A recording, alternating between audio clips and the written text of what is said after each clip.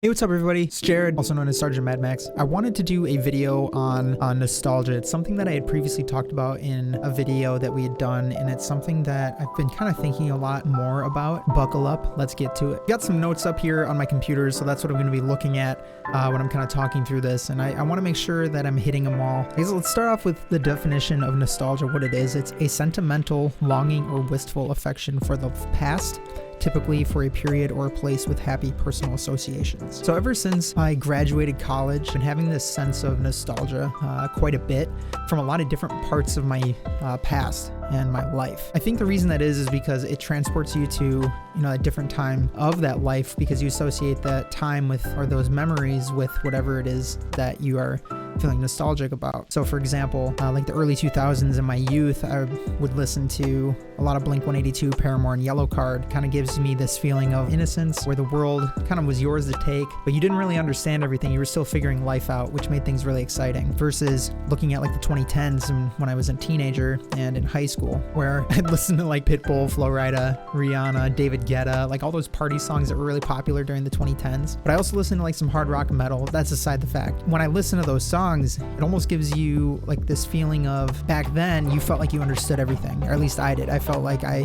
knew life so well. I thought I had everything figured out. Thought I didn't have anybody, or didn't need anybody to tell me what life was like. I didn't need anybody to tell me what life was like. For me, it kind of turned into this like rebellious time, but it was spent with countless nights with friends where I was able to call up a buddy, a group of friends, and we were able to all hang out together. And those songs kind of remind me of that time too. Then taking a look at, the college years, I listened to a lot of EDM, like a lot of party music, some country, some alternative rock. Really, I was listening to a lot of different stuff, but it made me feel like I didn't know what was going on.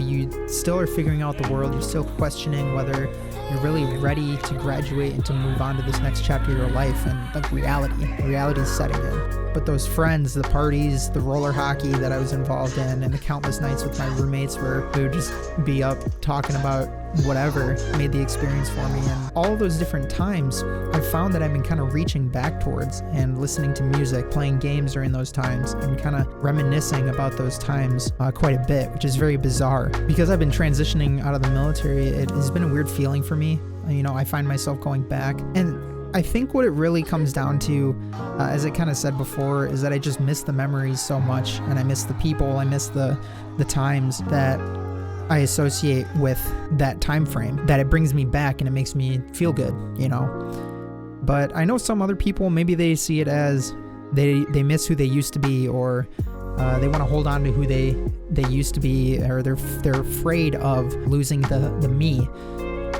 which is kind of interesting to think about too. One of the things that I found is that living in the past is incredibly exhausting. It doesn't help to sit and sulk on what used to be.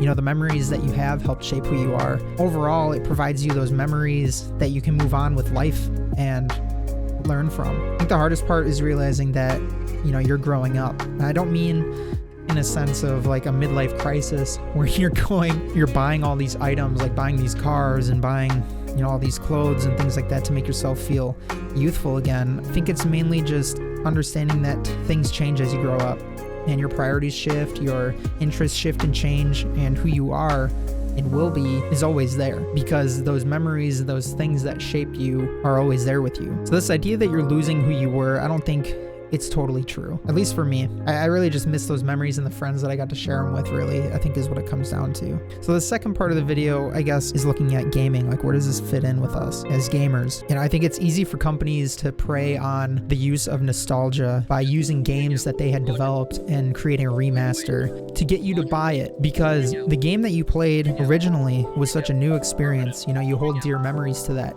and it's really easy to want to experience it again, or to get into a updated graphic world that feels that way. There's plenty of examples of great remasters too, like Resident Evil 2 and 3. I know I mentioned that in the previous video. They did a great job at taking something that was an older experience and making it a new. WoW Classic, you could argue, is somewhat of a remaster, but they did a great job with that. Age of Empires 2 Definitive Edition, SpongeBob SquarePants Battle for Bikini Bottom, Halo Master Chief Collection. So I would say, like, out of those examples, there's plenty more, I'm sure, but these are the ones that just off the top of my head I could think of. Halo Master Chief Collection and then Age of Empires 2 are some of the most played remastered games for me that I've put time into. Not only because they're classics and they aged well in general, but remastering them was a no-brainer because of the classic that they are, and they were able to add a lot of quality to their remaster, with Halo being able to create so much content and keep the content that was there before driving the game forward, which is awesome. And then Age of Empires, the definitive edition, number 2, they were able to update the graphics, update some of the physics of the game, and even the music to make it a little bit more of a holistic improvement, I would say. However, there's one thing that I will say about remastered games is, for me personally, I've noticed that they offer that very fast and quick nostalgic experience, but the substance of wanting to continue to play it doesn't always stick around for every game. It fades really fast. It's hard for me to continue playing a game that maybe didn't age well mechanically and they just flipped it as a, hey, it's better graphics. I know there's probably more that goes into it, but as a consumer and you're buying a game that maybe you played back in the day, it's hard to continue on with a game that the mechanics just feel very old in. Now, I will say this, though, there is a battle that goes on, right? There's games that offer so many new ideas, mechanics, and visuals nowadays, and when you jump into that remastered game, it can feel lackluster. So how does a developer take something that they already had and improve on it to make it still the same experience that people love, but improve upon that experience? And that's what we saw with Resident Evil 2 and 3. I think they did a great job at taking an old experience and making it better. One of the things I want to point out too, like think about Call of Duty 4 Modern Warfare Remaster. I think that's a great example. Taking a game, remastering it, but some of the mechanics may be a little bit older. Look at all of the Call of Duties that have come out since Call of Duty 4. But the thing is, with Call of Duty 4, that's a game that I grew up playing with my buddies. I used to play Hardcore Search and Destroy like almost every night when the game was out. And I played that through middle school and high school until Modern Warfare 2 dropped. And what makes that tough is that you really want to experience that feeling that you had while you were playing it, but think of all of the new kill streaks that come out, the new weapon systems, the new maps, and the newer Call of Duties. You're just playing the same maps over and over again with the same 3, 5, 7 kill streaks, and it just gets, it can get old rather quickly.